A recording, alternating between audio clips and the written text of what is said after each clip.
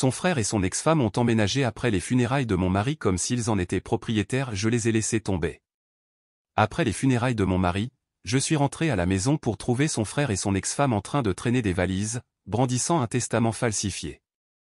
La maison et les 2 millions de dollars sont à nous maintenant, a-t-elle craché. Je n'ai pas discuté. J'ai souri. Il pensait avoir gagné, mais il n'avait aucune idée de ce qui était déjà en cours. La maison et les 2 millions de dollars sont à nous maintenant, a craché Tasha, ses ongles rouges laqués tapotant le document qu'elle a triomphalement claqué sur la table basse. Je n'ai pas discuté. J'ai simplement souri, le genre de sourire qui les aurait avertis s'ils m'avaient connu. Mais ils ne me connaissaient pas. Ils ne m'avaient jamais connu. 3 heures après avoir mis mon mari en terre, je me tenais dans mon propre salon, regardant le frère de James, Victor, et son ex-femme traîner des valises sur mon parquet. L'audace n'aurait pas dû me surprendre. Rien concernant Victor ne devrait surprendre qui que ce soit. Les funérailles avaient été une performance digne de Broadway. Victor, vêtu d'un costume noir impeccablement taillé que James avait en fait payé pour Noël dernier, avait pleuré sur commande, ses épaules se soulevaient dramatiquement chaque fois que quelqu'un d'important s'approchait, le PDG de l'entreprise de James, notre avocat, de riches investisseurs qui avaient soutenu la vision de mon mari. Je regardais de derrière mon voile Victor serrer leurs mains, sa voix brisée par un chagrin fabriqué, tandis que ses yeux restaient froidement calculateurs. Tasha était restée à la périphérie, une ombre en noir de créateur, sa présence surprenant ceux qui se souvenaient du divorce vicieux 6 ans auparavant. Elle s'était stratégiquement positionnée sous un grand chêne, apparemment respectueuse dans sa distance, mais suffisamment proche pour documenter qui était présent, qui importait, qui contrôlait quelle partie de l'héritage de James. Quand elle pensait que personne ne regardait, je l'ai surprise à regarder sa montre 3 fois pendant l'éloge funèbre. Nous avons déjà déplacé certaines choses pour faire de la place, a annoncé Victor, interrompant mes pensées alors qu'il déplaçait nonchalamment une photo encadrée de James et moi à Santorin du manteau de cheminée, la remplaçant par une horrible sculpture en cristal que Tasha avait sortie de ses bagages. Vous voudrez faire vos valises rapidement. Nos déménageurs arrivent demain matin. Demain, ai-je répété, ma voix étonnamment stable malgré la rage qui montait dans ma poitrine. C'est plutôt efficace. Inutile de traîner les choses, a répondu Tasha, inspectant déjà les armoires de cuisine. Est-ce du vrai Wedgwood? J'ai toujours dit à James qu'il avait étonnamment bon goût pour quelqu'un d'aussi concentré sur le code et les ordinateurs. Je regardais ses doigts caresser la porcelaine, la grand-mère de James lui avait laissé les pièces. Je les avais soigneusement déballées et rangées lors de notre emménagement, des pièces qui contenaient des souvenirs de dîners d'anniversaire et de petits déjeuners tranquilles du dimanche. Puis-je voir le testament, ai-je demandé, tendant la main avec un calme exercé. Victor a échangé un rapide coup d'œil avec Tasha avant de récupérer le document sur la table basse. Tout est parfaitement légal, a-t-il insisté, trop rapidement. James a repris ses esprits sur certaines choses avant la fin. Le papier était lourd dans mes mains, pesant du poids de leur trahison. Mes yeux ont parcouru le document, remarquant immédiatement ce qu'ils espéraient que je ne remarquerais pas, de subtiles incohérences dans la signature de James. Après 15 ans de mariage, j'avais vu mon mari signer des milliers de documents. Les points de pression étaient faux. Le « J » était incliné à un angle que James n'utilisait jamais. La boucle sur le « S » final était complètement fermée, chose que mon mari méticuleux ne faisait jamais. 3 mois plus tôt, James m'avait appelé dans son bureau tard un soir, le visage émacié par des traitements qui ne parvenaient pas à arrêter la progression du cancer. Victor est passé au bureau aujourd'hui, avait-il dit, sa voix à peine plus qu'un murmure. Il a posé des questions sur l'accès aux serveurs sécurisés. Il a dit qu'il voulait m'aider à organiser mes affaires, étant donné les circonstances. Cette nuit-là a marqué le début de mon enquête discrète. James était trop faible pour poursuivre ses soupçons, mais pas moi. Mon expérience en comptabilité judiciaire, une carrière que j'avais mise de côté lorsque nous nous sommes mariés, m'a fourni des compétences parfaitement adaptées pour suivre les miettes numériques que Victor ne savait pas qu'il laissait. Elena, a demandé Victor, l'impatience se glissant dans sa voix. M'as-tu entendu? Nous avons besoin que tu accuses réception de la notification formelle. J'ai cligné des yeux, me concentrant à nouveau sur leurs visages expectants. Bien sûr, je suis juste en train de tout assimiler.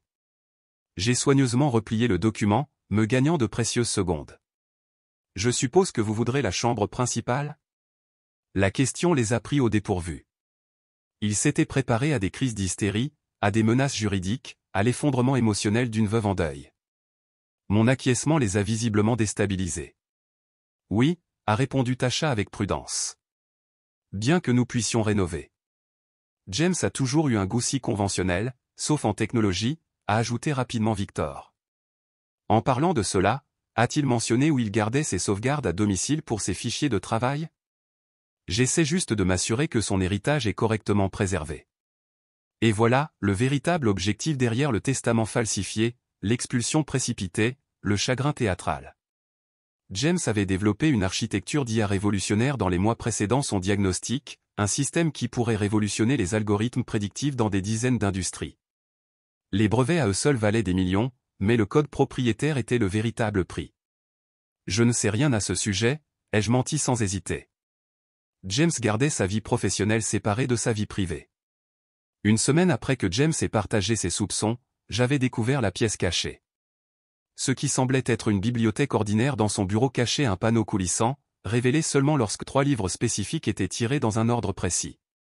À l'intérieur, j'ai trouvé un espace de travail compact contenant des disques durs cryptés, plusieurs moniteurs et de la documentation qui confirmaient tout. Tasha avait rétabli le contact avec Victor peu de temps après que le diagnostic de James ait été connu dans les milieux industriels. Son nouvel employeur, un concurrent direct de l'entreprise de mon mari, avait orchestré toute la réconciliation. Je ferai mes valises ce soir pour prendre quelques affaires essentielles, ai-je dit, me dirigeant vers les escaliers. Si cela ne vous dérange pas. Bien sûr que non, a répondu Victor avec une fausse magnanimité. Prends ce qui t'appartient personnellement. Rien de plus. Dans notre chambre, bientôt leur chambre, j'ai verrouillé la porte et me suis déplacé efficacement, ne sélectionnant que ce dont j'avais vraiment besoin, des vêtements, des articles de toilette, les journaux que James avait tenus pendant sa maladie. Dans le coffre-fort caché derrière le miroir de notre placard, j'ai récupéré des passeports, des certificats de naissance et le petit éléphant de jade que James m'avait offert pour notre premier anniversaire. Tout le reste était remplaçable. Tout le reste n'était que la toile de fond de la scène que je mettais soigneusement en place. Avant de partir, j'ai accédé à la pièce cachée une dernière fois, activant le système de sécurité dormant que James avait installé dans toute notre maison. Chaque pièce a commencé à enregistrer silencieusement, créant des sauvegardes sur plusieurs serveurs sécurisés en quelques secondes. Mon téléphone a reçu la confirmation, la surveillance complète était en direct et transmettait. En bas, Victor et Tasha avaient déjà ouvert une bouteille du whisky préféré de James, un Macallan de 60 ans que nous avions gardé pour célébrer sa rémission. Ils n'ont pas pris la peine de cacher leur verre lorsque je suis descendu avec ma seule valise. Je vais rester chez Maggie pour le moment, ai-je annoncé calmement. Je devrais avoir complètement déménagé demain soir. Victor a levé son verre en guise de salut moqueur. À des transitions en douceur et à de nouveaux départs, a ajouté Tasha avec un sourire prédateur. J'ai hoché la tête, me tournant vers la porte avant de me permettre un dernier commentaire. James disait toujours que tout arrive pour une raison. Je commence à croire qu'il avait raison. Dehors, le soleil de l'après-midi projetait de longues ombres sur la pelouse alors que je chargeais ma valise dans la voiture. De mon téléphone, je pouvais déjà voir le flux en direct du salon. Victor et Tasha trinquant, riant, ses mains glissant possessivement sur des meubles qui portaient encore l'empreinte de ma vie avec James. Ils pensaient avoir tout gagné. Ils n'avaient aucune idée de ce qui était déjà en cours. Quitter la maison, c'était comme laisser une partie de moi-même derrière moi, mais je savais qu'il valait mieux ne pas regarder en arrière. J'ai gardé les yeux fixés sur la route, une main sur le volant, l'autre serrant mon téléphone pendant que le flux de surveillance en direct continuait à être diffusé.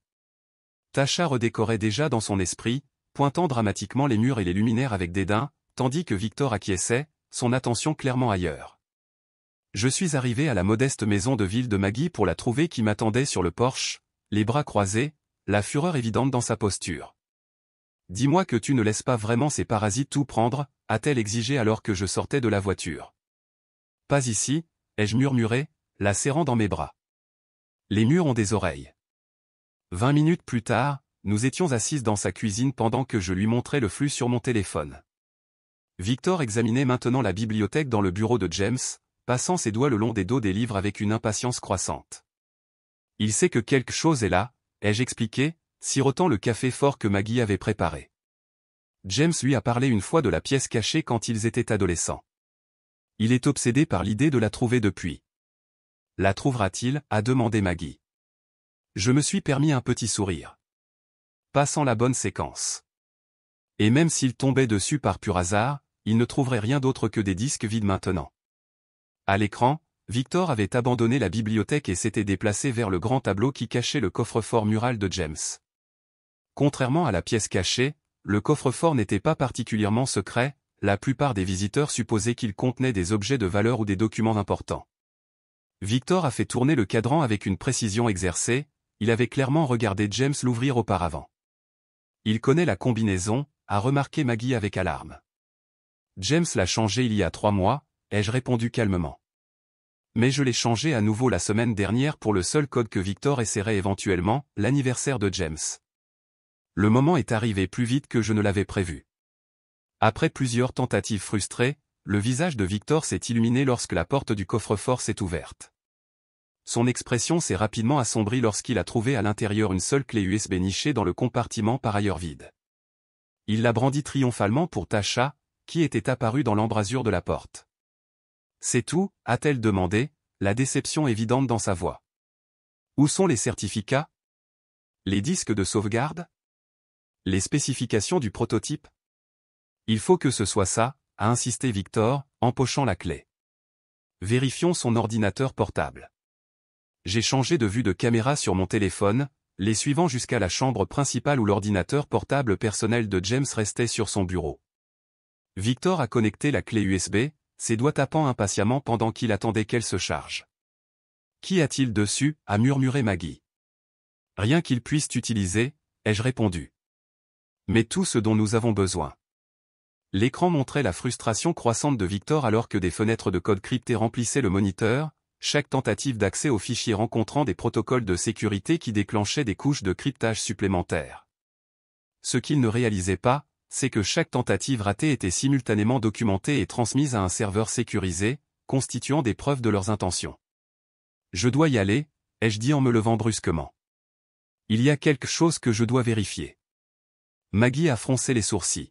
« Tu ne restes pas ici ? » C'est ce à quoi ils s'attendent, ai-je expliqué en rassemblant ma valise. Mais James s'est préparé à cette possibilité bien avant de tomber malade. Il y a un appartement dans les tours Westview, acheté par l'intermédiaire d'une de ces sociétés écrans. Ils ne peuvent le retracer ni à moi ni à lui. L'appartement était petit mais parfaitement équipé, un espace minimaliste avec une sécurité de pointe et une connectivité Internet améliorée. Le mur du salon affichait 6 grands moniteurs montrant différentes zones de notre maison. Je me suis installé au bureau, connectant mon ordinateur portable pour étendre mes capacités de surveillance. Le soir venu, l'exploration de Victor et Tasha était devenue frénétique. La caméra de la salle de bain principale a capturé Tasha essayant d'arracher des carreaux de sol, convaincu que James avait caché des objets de valeur en dessous. Au sous-sol, Victor essayait à plusieurs reprises différentes combinaisons de codes sur la porte de la salle des serveurs, devenant de plus en plus agité à chaque échec. Accès refusé, annonçait le système de sécurité de sa voix artificielle, une fonctionnalité que James avait désactivée il y a des années et que j'avais réactivée à distance. Victor a donné un coup de pied dans la porte de frustration, laissant une bosse qui n'a fait que déclencher une autre alerte de sécurité. Le moment le plus satisfaisant est survenu peu après minuit lorsque Tasha a tenté de sortir pour fumer. La porte du garage s'est ouverte docilement alors qu'elle reculait son SUV de luxe vers elle, puis s'est brusquement refermée lorsque son véhicule était à mi-chemin. Après 3 tentatives identiques, elle a complètement abandonné le garage, optant pour la porte d'entrée, qui s'est mystérieusement verrouillée derrière elle, rendant sa clé inefficace à son retour. Victor a dû la laisser entrer, leurs chuchotements animés sur un câblage défectueux et les problèmes de vieille maison m'apportant un réconfort inattendu alors que je me préparais à me coucher dans mon nouveau logement spartiate. Le matin a apporté la première vraie fissure dans leur alliance. L'appel téléphonique de Victor à la banque de James a révélé la dure vérité que j'avais anticipée, les comptes mentionnés dans le testament falsifié contenaient à peine 84 000 $ combinés, et non les millions auxquels il s'attendait. « C'est impossible », a crié Victor, arpentant la cuisine tandis que Tasha était assise, impassible, à l'îlot. James valait au moins 8 millions de $. L'évaluation de l'entreprise à elle seule. Peut-être qu'il l'a déplacé, a suggéré Tasha, son calme masquant à peine sa panique. Comptes offshore, fonds fiduciaires, il doit y avoir une explication. Ou bien on s'est fait avoir. Victor a grogné, frappant du poing sur le comptoir. Et si Elena était au courant? Et si elle faisait semblant d'être ignorante pendant tout ce temps? J'ai souri au moniteur, tapant simultanément un courriel anonyme à la banque de James, signalant des activités suspectes sur ses comptes. Le service de sécurité enquêterait sur toute tentative d'accès inhabituel, comme l'appel de Victor ce matin, en utilisant les informations personnelles de James. Ma tâche suivante consistait à activer la phase 1 du système domotique de James, un réseau sophistiqué qu'il avait installé principalement pour des raisons de commodité, mais qui pouvait être réutilisé pour mes besoins. Les lumières ont commencé à se comporter de manière erratique dans toute la maison, s'atténuant pendant les conversations importantes, s'illuminant soudainement lorsque l'un d'eux mentionnait quoi que ce soit lié au travail de James. Le système de climatisation nécessitait une manipulation plus délicate, des changements de température subtils, rendant la chambre principale inconfortablement chaude tout en maintenant le bureau inhabituellement froid. De petits inconforts conçus pour effilocher les nerfs déjà tendus par la déception. L'après-midi, la première grosse dispute a éclaté dans le salon. Tasha a accusé Victor de l'avoir trompé sur les actifs de James, tandis que Victor a suggéré qu'elle avait toujours travaillé pour son propre compte. J'ai abandonné un poste parfaitement bien chez Meridian System pour ça, a-t-elle sifflé, en faisant un geste autour de la maison. Je ne peux pas revenir en arrière maintenant. Ils savent exactement pourquoi je suis parti. C'est ton problème, a rétorqué Victor. Je t'ai dit ce que je savais, sur la base des états financiers de l'année dernière. Quelque chose a changé. Quelqu'un a déplacé l'argent. Nous devons trouver ce bureau caché, a insisté Tasha. Tu as dit qu'il existe quelque part dans cette maison. Il contient tout ce dont nous avons besoin. Le prototype à lui seul vaudrait des millions pour le bon acheteur. Leur aveu candide d'intention, parfaitement enregistré pour une utilisation ultérieure. Je me suis adossé à ma chaise, me permettant un moment de satisfaction sinistre. James avait toujours dit que la meilleure vengeance exigeait de la patience, de l'intelligence et de laisser ses ennemis se détruire eux-mêmes. De mon point de vue dans l'appartement que personne ne connaissait, je regardais la maison se retourner lentement contre eux, devenant autant mon allié dans ce jeu d'échecs que James lui-même l'avait été en le planifiant. Il n'avait aucune idée de ce qu'il ne pouvait pas voir. Mais il le verrait bientôt. Il verrait tout. 3 jours après leur occupation, Victor a fait sa première tentative sérieuse pour accéder au bureau privé de James. Le bureau principal était accessible à tous, bien sûr, la pièce où James recevait ses collègues et menait des vidéoconférences. Mais le sanctuaire intérieur, l'espace où mon mari avait effectué son travail le plus innovant, restait caché malgré leurs recherches de plus en plus désespérées. J'ai regardé Victor sur mes moniteurs tapoter méthodiquement les panneaux de bois le long du mur et du bureau. James avait mentionné une fois, après trop de verres de vin lors d'une réunion de famille il y a des années, qu'il gardait son travail le plus précieux, derrière les murs. Victor s'en était clairement souvenu et était déterminé à trouver l'entrée. Ce qu'il ne savait pas, c'est que James avait installé des capteurs de pression dans tout le lambris. Certains schémas de tapotement déclencheraient différentes réponses de sécurité. Tapoter au hasard ne ferait rien. Mais un rythme spécifique, que Victor créait par inadvertance en se déplaçant le long du mur, activerait ce que James avait appelé de manière ludique, la salle de pause. « Allez, allez » murmura Victor, sa frustration évidente alors qu'il appuyait plus fort contre les panneaux de bois. « Il doit être. » Le clic était à peine audible à travers mes haut-parleurs, mais l'expression triomphante de Victor m'a dit qu'il l'avait entendu. Le panneau a glissé sur le côté, révélant une petite antichambre, pas le bureau caché principal, mais un point de contrôle de sécurité que James avait conçu spécifiquement pour les invités indésirables. Victor est entré avec impatience, les capteurs de mouvement suivant ses mouvements. 3 secondes plus tard, le panneau s'est refermé derrière lui avec un bruit sourd définitif. Qu'est-ce que... Victor s'est retourné, poussant contre l'entrée maintenant scellée. Tasha, a-t-il appelé, frappant au mur. Tasha. Mais Tasha était à 2 étages de là, essayant différentes combinaisons sur le coffre-fort de notre chambre, complètement inconsciente de la situation difficile de Victor. L'antichambre était insonorisée, une autre des précautions de James. Victor a sorti son téléphone, son visage s'assombrissant alors qu'il constatait l'absence de signal. Il a arpenté le petit espace, examinant les murs sans relief à la recherche d'un panneau de commande ou d'une sortie de secours. N'en trouvant aucun, il s'est finalement assis sur la seule chaise au centre de la pièce, vaincu. James avait conçu la salle de pause en pensant aux visiteurs inattendus. Elle ne contenait aucun élément dangereux, l'air circulait librement, la température restait confortable et un petit distributeur d'eau fournissait une hydratation. Mais elle était programmée pour rester scellée pendant 6 heures une fois déclenchée, réinitialisant le compte à rebours à chaque tentative de forcer la sortie. J'ai regardé la panique croissante de Victor avec un étrange détachement. Il a vérifié sa montre à plusieurs reprises, a essayé son téléphone à partir de différentes positions, a même tenté d'ouvrir le panneau avec ses clés de maison. Chaque effort s'est avéré futile. Lorsque Tasha a finalement réalisé que Victor avait disparu, près de 2 heures s'étaient écoulées. Je l'ai observé fouiller frénétiquement la maison, l'appelant par son nom avec une irritation croissante. Elle n'a jamais pensé à vérifier le bureau avant presque l'heure du dîner, et même alors, elle n'avait aucun moyen de savoir qu'il était scellé à l'intérieur du mur. À la 5e heure, Victor était passé par la rage, le désespoir et la résignation.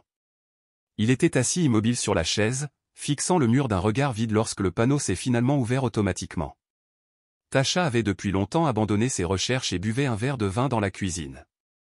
Victor est sorti, secoué, désorienté par l'expérience et furieux de ce qu'il percevait comme un piège délibéré. Ses soupçons n'étaient pas entièrement faux. Quelque chose ne va pas dans cette maison, a-t-il déclaré à Tasha plus tard dans la soirée, sa voix étant clairement audible à travers les moniteurs de la cuisine. C'est comme si elle travaillait contre nous. Tasha a rejeté ses inquiétudes comme de la paranoïa, mais j'ai remarqué qu'elle regardait les coins du plafond après cela, à la recherche de caméras qu'elle ne pouvait pas voir. James avait été minutieux pour dissimuler le système de surveillance, intégrant de minuscules lentilles dans les luminaires et les bouches d'aération. Le lendemain matin, les vraies compétences de Tasha se sont manifestées. Pendant que Victor dormait après son épreuve, elle a installé un équipement sophistiqué que j'ai reconnu grâce à mes recherches sur son passé, du matériel conçu pour pénétrer les réseaux sécurisés et contourner les pare-feux conventionnels. Je l'ai regardé avec une satisfaction sinistre connecter ces appareils à notre réseau domestique, confiant en ses capacités, mais inconsciente des mécanismes de défense que James avait mis en place. En 30 minutes, des alertes d'avertissement ont clignoté sur mes écrans. Tasha avait déclenché les protocoles de sécurité du réseau. La contre-attaque était silencieuse, mais dévastatrice. Plutôt que de simplement la bloquer, le système de James permettait un accès limité tout en corrompant son équipement avec des logiciels malveillants ciblés. Chacune de ces tentatives de sondage a été enregistrée, documentée et retracée jusqu'à son ancien employeur, constituant un dossier complet de tentatives d'espionnage industriel. Mon téléphone a sonné avec des messages du système de sécurité automatisé, détaillant chaque tentative de violation et contre-mesure déployée. J'ai transmis les preuves les plus accablantes à mon courriel privé, les ajoutant au dossier croissant contre eux.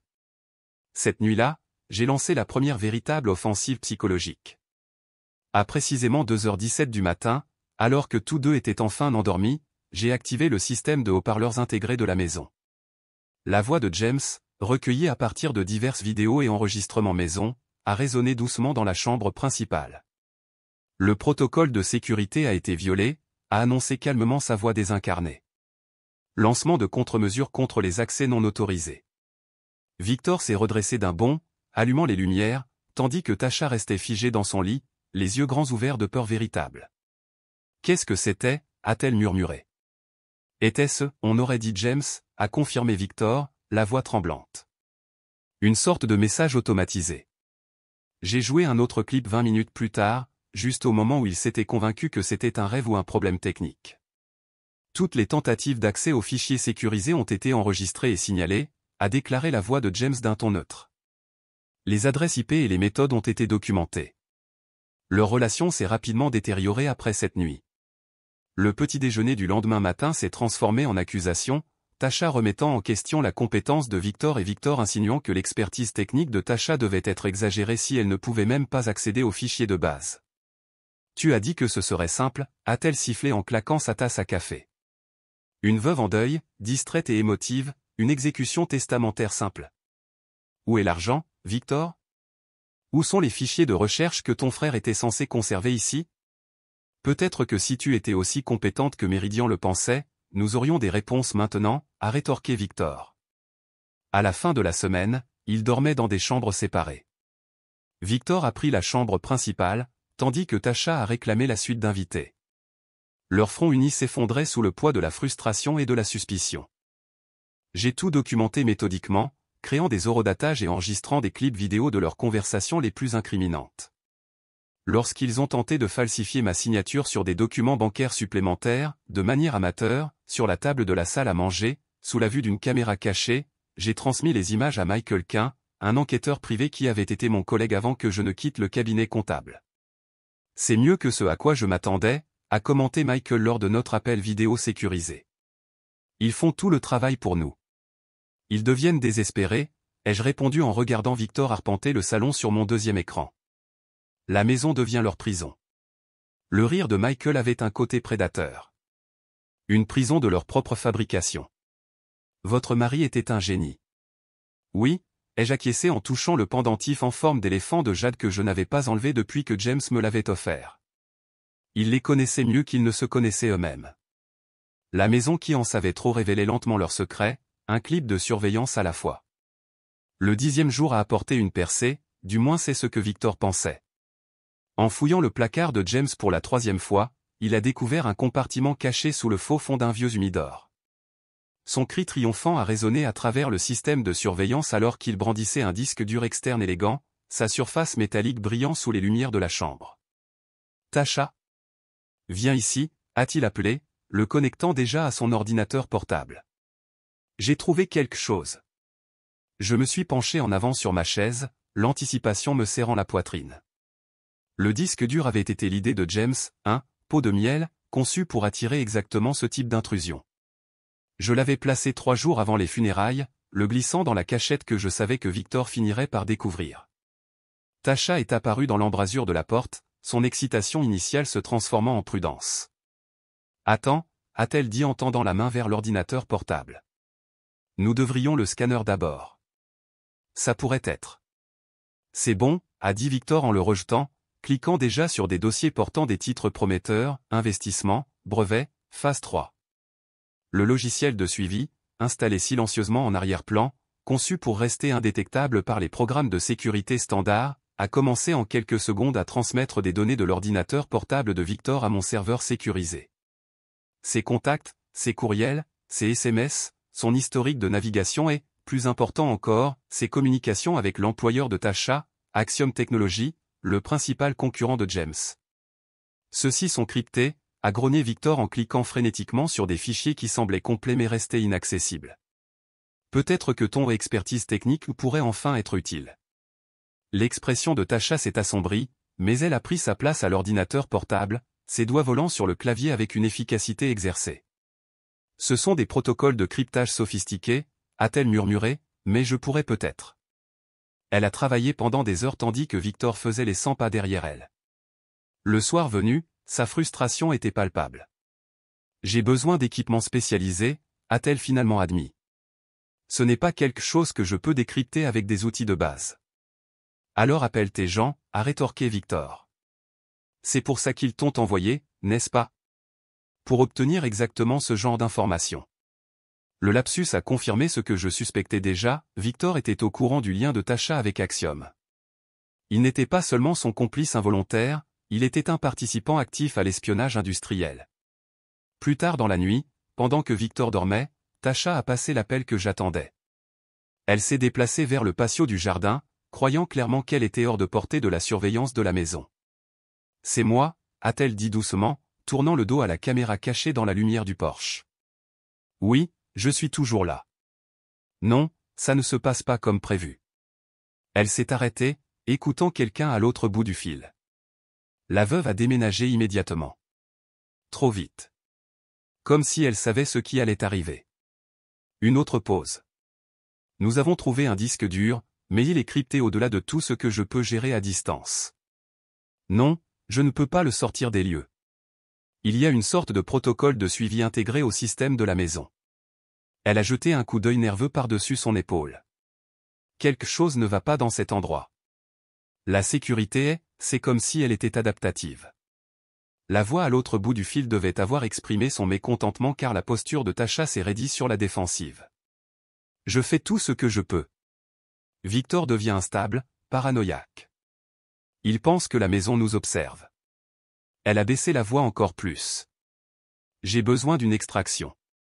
Cette mission est compromise. Lorsqu'elle est revenue à l'intérieur, j'ai déclenché la phase suivante de l'escalade. Le système de sécurité de la maison s'est activé sans avertissement, lumière clignotante, alarme hurlante, toutes les portes et fenêtres de l'aile sud se verrouillant simultanément. Tasha s'est figée dans le couloir, la terreur évidente sur son visage alors que des annonces automatisées résonnaient dans la maison. Violation de sécurité détectée. Protocole de confinement activé. Victor est sorti de la chambre, les yeux écarquillés et les cheveux en bataille. « Qu'est-ce que tu as fait ?» a-t-il crié à Tasha par-dessus les alarmes. « Rien. Je prenais juste l'air dehors. » Le système s'est désactivé aussi brusquement qu'il avait démarré, les laissant secouer dans le silence soudain. Aucun des deux n'a dormi pendant le reste de la nuit. Le lendemain matin, Victor a annoncé son projet de générer de l'argent en vendant une partie de la collection d'art de James, en particulier 3 peintures abstraites dans la salle à manger que James avait achetées comme investissement.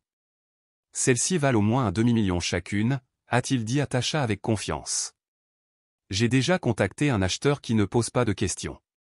Je l'ai regardé retirer soigneusement la première peinture, une grande œuvre inspirée de Rothko que James avait particulièrement aimée. Victor l'a soigneusement enveloppée dans des couvertures, ignorant le fait qu'il manipulait une réplique. James et moi avions déplacé les originaux dans un entrepôt sécurisé 2 mois plus tôt, les remplaçant par des reproductions sophistiquées qui tromperaient n'importe qui sauf un expert. L'acheteur de Victor est arrivé cet après-midi-là, un homme nerveux dans un costume mal ajusté qui a examiné la peinture avec une loupe et une lumière ultraviolette. Son froncement de sourcils s'est accentué à chaque test. C'est une reproduction, a-t-il finalement annoncé. Une bonne, mais certainement pas authentique. C'est impossible, a insisté Victor en déballant la deuxième peinture. Mon frère collectionnait des originaux. Il les authentifiait lui-même. L'acheteur a examiné les 3 avec le même résultat. Quelqu'un les a échangés, a-t-il conclu, rangeant ses outils. Ça arrive plus souvent qu'on ne le pense. Un homme riche meurt, le personnel a des idées. Il a haussé les épaules en s'excusant. Je ne peux pas faire d'offres sur des reproductions, aussi bonnes soient-elles. Après son départ, la rage de Victor était spectaculaire. Il a fouillé la maison, vérifiant chaque tableau et objet de valeur, trouvant des substitutions similaires partout, le vase de la dynastie Ming dans le hall d'entrée, répliques, les livres de première édition signés dans la bibliothèque, contrefaçons astucieuses avec signatures photocopiées. C'est elle qui a fait ça, a-t-il grincé des dents, arpentant le salon tandis que Tasha regardait avec lassitude depuis l'embrasure de la porte. Elena savait que nous venions. Elle s'est préparée à ça. Comment aurait-elle pu savoir, a demandé Tasha prudemment. Victor s'est tourné vers elle, la suspicion se lisant dans ses yeux. À moins que, quelqu'un le lui ait dit. À moins que quelqu'un l'ait averti de notre plan. L'accusation est restée suspendue dans l'air entre eux. Ne sois pas ridicule, a ricané Tasha, mais ses yeux ont dardé vers l'escalier, vers sa valise faite. Je l'avais observé se préparer plus tôt dans la nuit. La maison est devenue hostile pour de bon. La température dans la chambre de Victor est montée à près de 32 degrés Celsius, tandis que celle de Tasha a chuté à un glacial 13 degrés Celsius. Les conduites d'eau gémissaient sinistrement chaque fois que l'un d'eux essayait de prendre une douche. Les lumières scintillaient pendant les conversations, mais se stabilisaient lorsqu'ils se taisaient. Au matin, Tasha avait pris sa décision. Je l'ai regardé rassembler méthodiquement son équipement, téléchargeant le peu de données qu'elle avait réussi à extraire des systèmes de la maison sur un disque dur portable. Elle a passé un bref appel à un téléphone jetable, demandant une « extraction » dans un langage codé que mon système de surveillance a immédiatement signalé et décodé. Elle a attendu que Victor parte pour une réunion avec l'avocat, une autre impasse que j'avais organisée, avant de faire rouler sa valise jusqu'à la porte d'entrée. Mais j'avais anticipé ce moment. Alors qu'elle atteignait la poignée, j'ai activé le protocole de verrouillage complet du domaine depuis mon poste distant. Des volets métalliques ont glissé silencieusement sur chaque fenêtre. Des boulons renforcés se sont engagés dans chaque porte extérieure. La maison s'est transformée d'observateur passif en prison active en moins de 30 secondes. La confusion de Tasha s'est transformée en panique alors qu'elle essayait porte après porte, les trouvant toutes immobiles. Elle a couru jusqu'au garage, appuyant sur le déclencheur d'urgence de la porte principale, pour découvrir que celle-ci aussi avait été neutralisée. Elle cherchait encore frénétiquement une sortie lorsque la voiture de Victor s'est garée dans l'allée. À travers la caméra de sécurité, je l'ai regardé fixer avec confusion l'extérieur transformé de la maison, les volets métalliques, les points d'entrée renforcés. Lorsqu'il a finalement réussi à entrer par la seule porte que j'avais délibérément laissée accessible, il a trouvé Tasha entourée de ses sacs et de son équipement technique dans le hall d'entrée.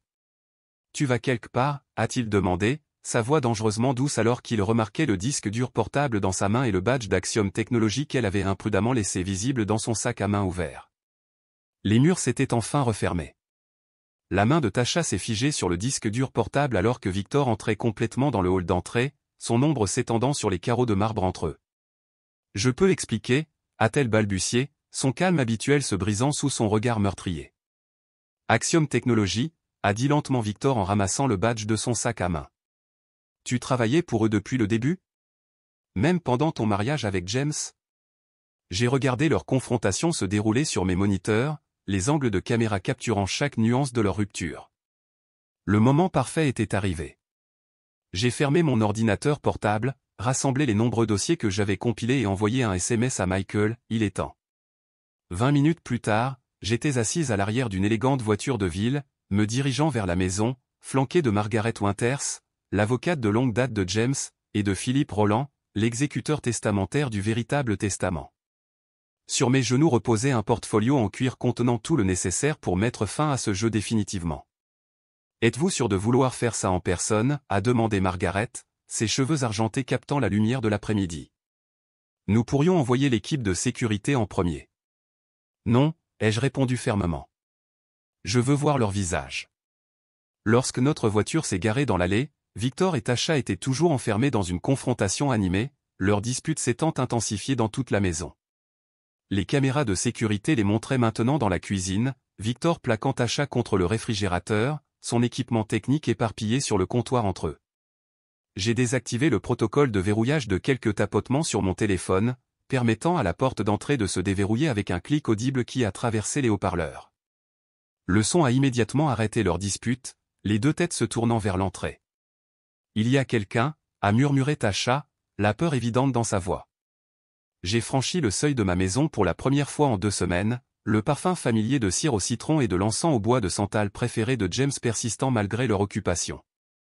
Margaret et Philippe ont suivi, leur tenue formelle et leurs expressions sévères ajoutant de la gravité à notre entrée. « Bonjour, Victor » ai-je appelé, ma voix résonnant dans le hall d'entrée. « Tasha. Je crois que nous devons parler. » Leur apparence lorsqu'ils sont sortis de la cuisine racontait l'histoire de mon succès. La chemise autrefois impeccable de Victor était froissée et tachée, son visage hagard par des nuits blanches. La tenue de créatrice de Tasha avait été remplacée par des vêtements de détente froissés, ses cheveux tirés en arrière en une queue de cheval hâtive plutôt que sa coiffure parfaite habituelle. « Que faites-vous ici ?» a demandé Victor, essayant de reprendre le contrôle malgré son malaise évident. « C'est notre maison maintenant. »« Vraiment ?» J'ai fait un geste vers le salon. « Discutons-en, voulez-vous ?» Quelque chose dans mon ton confiant a dû les déstabiliser. Ils ont suivi avec hésitation, échangeant des regards méfiants alors que nous nous installions dans le coin salon. J'ai pris le fauteuil préféré de James, une position de pouvoir que j'évitais délibérément pendant notre mariage, mais que je revendiquais maintenant sans hésitation. Vous avez rencontré Margaret, l'avocate de James. Et voici Philippe Roland, l'exécuteur testamentaire de la succession de James. Sa véritable succession. Margaret a ouvert sa mallette, en sortant un document relié en cuir bleu. Ceci est le dernier testament de James Elliott Sullivan, dûment attesté et notarié il y a 6 mois. C'est impossible, s'est écrié Victor. Nous avons le testament juste ici. Il a fait un geste vers le document falsifié qui se trouvait encore sur la table basse. Vous avez un faux, a corrigé Philippe, sa voix portant le poids de ses 30 années en droit financier. Un assez bon, mais finalement sans valeur, puisque tous les actifs en question ont déjà été transférés avant le décès de James. J'ai savouré leur confusion, l'horreur naissante dans leurs expressions alors que Margaret poursuivait son explication. 6 mois avant son diagnostic, James a créé une fiducie irrévocable, avec Elena comme unique fiduciaire. La maison, ses brevets, la recherche, les comptes d'investissement, tout a été transféré dans cette entité. Elle a glissé le document sur la table, la fiducie viagère de James et Elena Sullivan. Assez complet. Assez légal. Et assez impossible à contester. Vous mentez, a sifflé Tasha, bien que le tremblement dans sa voix trahisse son incertitude. En réponse, j'ai ouvert mon portfolio et sorti une pile de photos de surveillance, Victor accédant au fichier privé de James, Tasha au téléphone avec son contact d'Axiom, tous deux essayant de falsifier des documents à notre table de salle à manger. La maison vous a observé, ai-je dit simplement. Chaque conversation, chaque tentative de vol, chaque acte d'espionnage industriel, tous documentés et horodatés. Victor s'est soudainement jeté en avant, son contrôle cédant enfin, alors qu'il me saisissait à la gorge. Espèce de manipulatrice. Avant que ses mains ne puissent me toucher, une porte latérale s'est ouverte et 2 agents de sécurité en civil sont entrés dans la pièce. Un troisième est sorti de derrière les rideaux et un quatrième est apparu en haut des escaliers. Victor s'est figé, soudainement conscient que nous n'avions jamais été seuls. Ces messieurs sont dans la maison depuis 3 jours, ai-je expliqué calmement.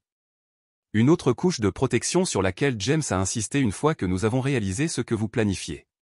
Comment, a murmuré Tasha, une véritable perplexité traversant son visage. Comment le saviez-vous? James connaissait son frère, ai-je répondu simplement. Et je connaissais mon mari. Lorsque son diagnostic est devenu terminal, nous avons anticipé les vautours. Nous ne nous attendions tout simplement pas à ce que la famille mène la volée. Margaret a placé 2 dossiers sur la table, un rouge, un bleu. Vous avez 2 options, a-t-elle déclaré professionnellement. Le dossier rouge contient des aveux complets de tentatives de fraude, d'introduction par effraction et d'espionnage industriel, ainsi que des accords de non-divulgation. Signez-les et vous disparaissez. Pas d'accusation publique, pas de prison. Juste un exil permanent de cette famille et de cette industrie. Et le dossier bleu, a demandé Victor, sa voix à peine audible. Contient les preuves que nous fournirons au procureur de district, au conseil d'administration d'Axiom et au comité d'éthique technologique, a expliqué Philippe.